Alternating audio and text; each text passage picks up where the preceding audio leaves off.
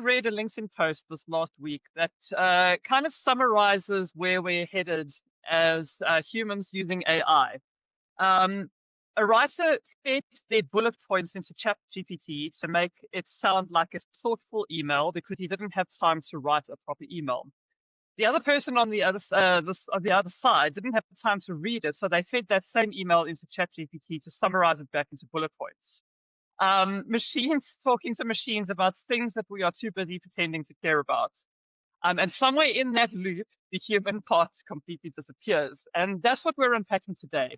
How AI paranoia is changing the way people read our work. When did correct grammar become a red flag that something is written by AI? How do you prove your writing is yours when the tools we use are blurring the line between human and machine?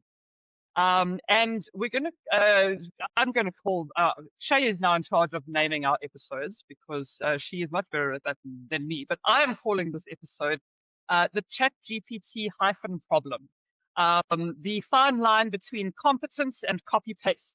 So, Shea, the ChatGPT Hyphen, do you want to expand on your recent trauma?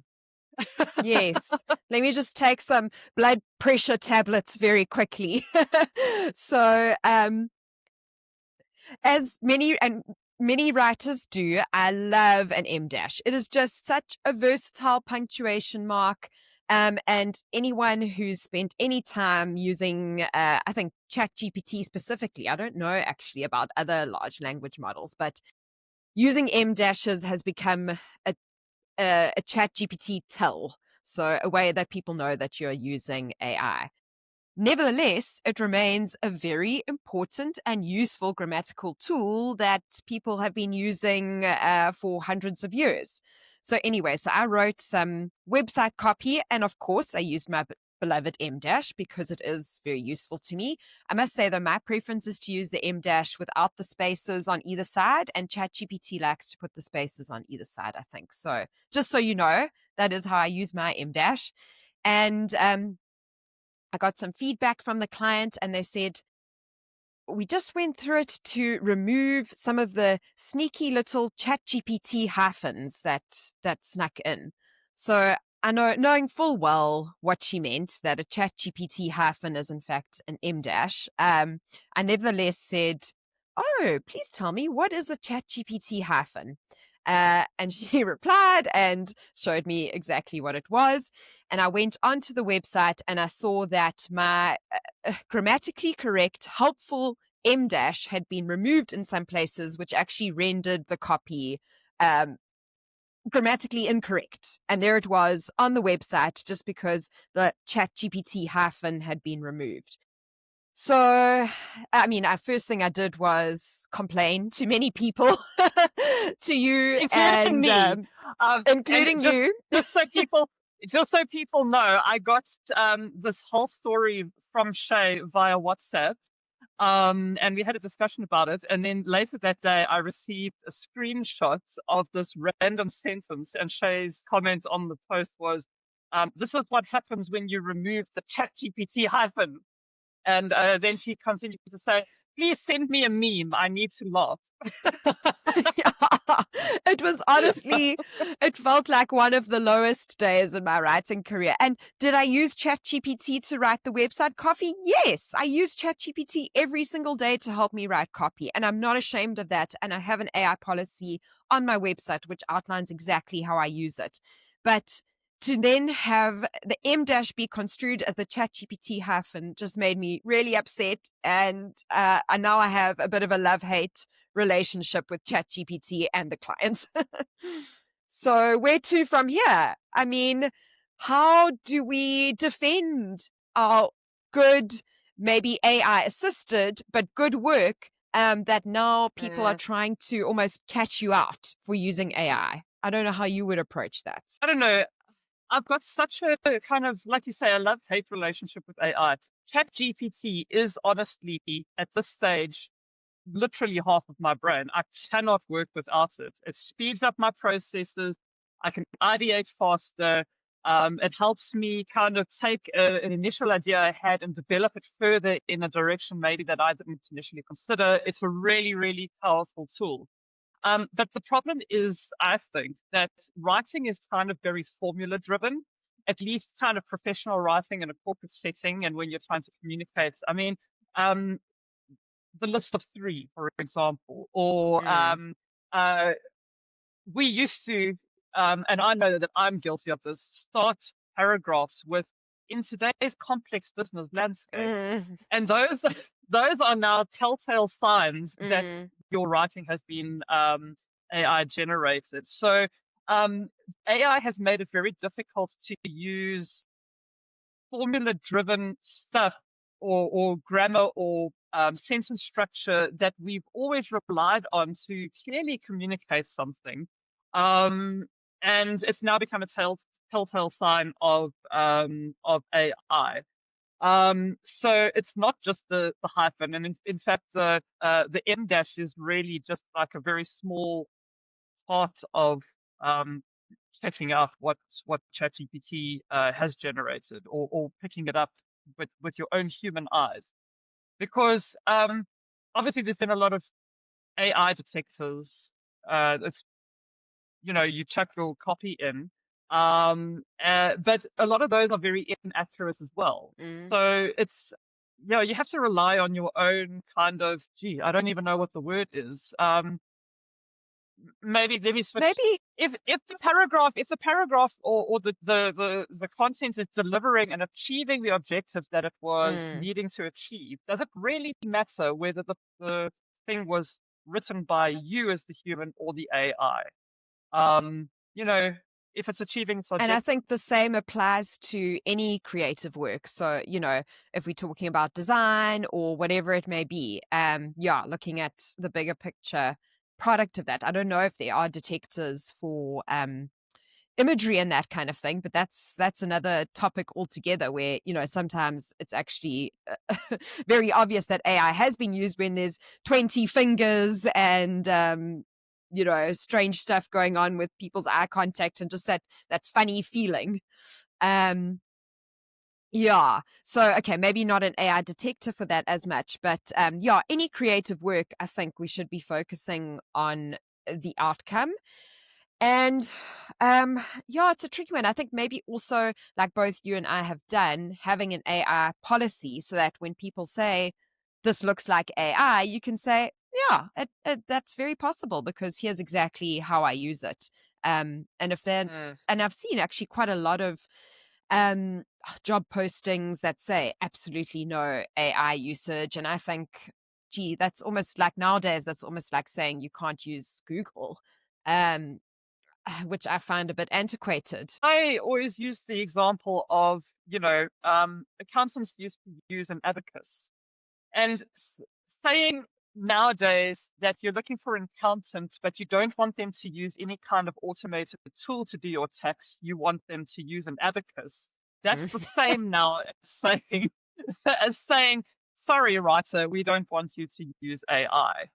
It is Mm. now a crucial tool for creative work. And okay, I keep saying writer because I am a Mm. writer, but it's for any creative field. I mean, everything, even where we record the podcast, is AI driven now. So, yeah.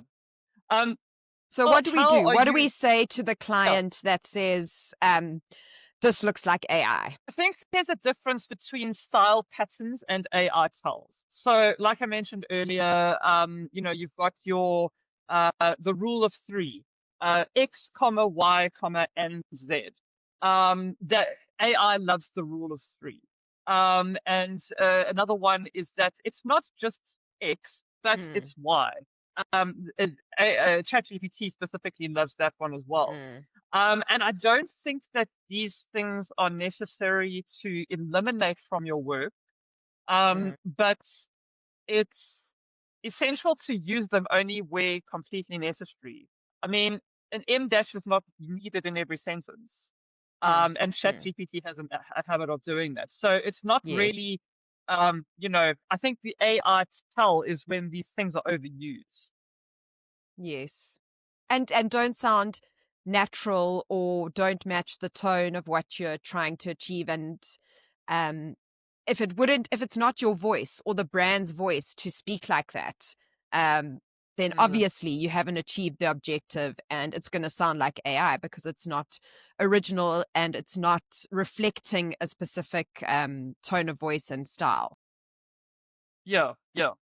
So what are you doing, Shay? Are you writing like your normal human self, or are you kind of because you have a risk, like you have been, of being accused of using AI because you used the, you know, M dash, or are you now uh, consciously dumbing down your writing and adding in grammatical errors and like, broken chains of thoughts to make your writing look human? Like, how are you actually Mm. addressing this within your own work system?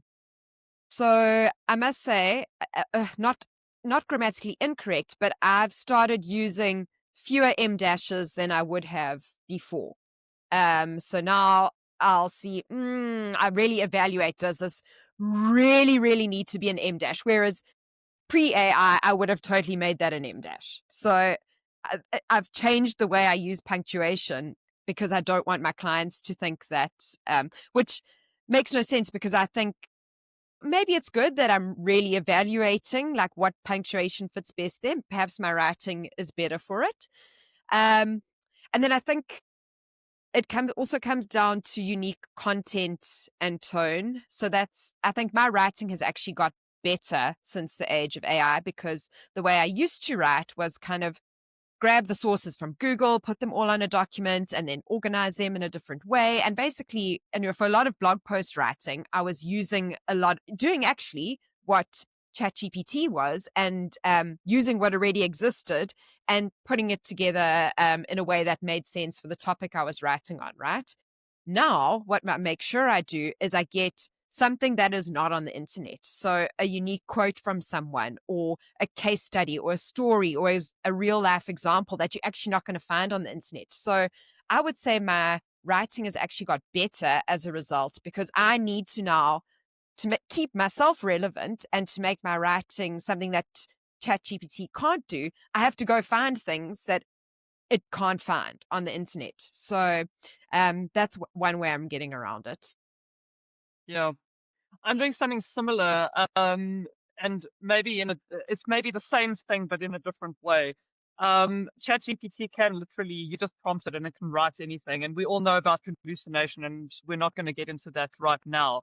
But what I'm finding is, especially for like thought leadership pieces, have to find something really, like a really unique angle. And I use Mm, ChatGPT to actually research that now. Like, what is being said in the last 2 years about X mm. subject, and then what other angle can we take that is not Yeah, what's missing? echoing the sentiment? Mm, Which angles can we take? And then from that I use that as a starting point. Before I even start writing, I'm looking at the ideation.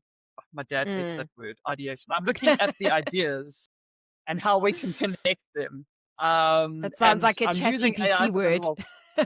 Yeah, it does. It does. And it's become like one of those corporate buzzwords like sustainability. But Yeah. yeah, I think that's um, for for me, it's all about the ideas. It's creating ideas that even if I'm using ChatGPT to generate the Mm, content, the idea is not going to be coming from ChatGPT mm, naturally by itself. mm. So yeah. Yeah, we need to elevate and use our human skills in a way that ChatGPT can't. And also, there is a certain level of nuance that it will never be able to pick up. It's not sitting there in the call with your client, picking up on their body language. Mm, Or, well, it is actually, if you're using any kind of note taker, the AI is in your call and probably is picking up the body language. So that doesn't help. But to get the emotive bigger picture, I'd like to still think that that's a human skill. yeah. I read a book called How to Stay Smart in a Smart World, and he used this example that ChatGPT or not just ChatGPT, any kind of generative AI tool is kind of like an AI that learns to play chess. There are clear rules and parameters that it knows Mm, how to operate in, and you can't beat it at that game. It will win every time.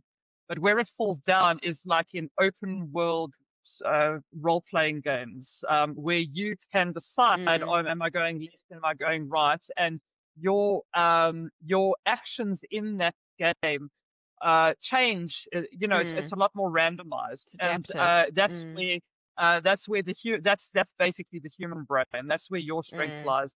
If you're going to try and beat ChatGPT in mm. at its own game, Current you're form. never going to win, unfortunately. Yeah, yeah. Yeah, Current for form now at as at least. October 2025. Yes. Watch this space in about 2 weeks' time. Yeah, and speaking of that, we are going to continue this AI discussion and tackle it from different facets because we're humans.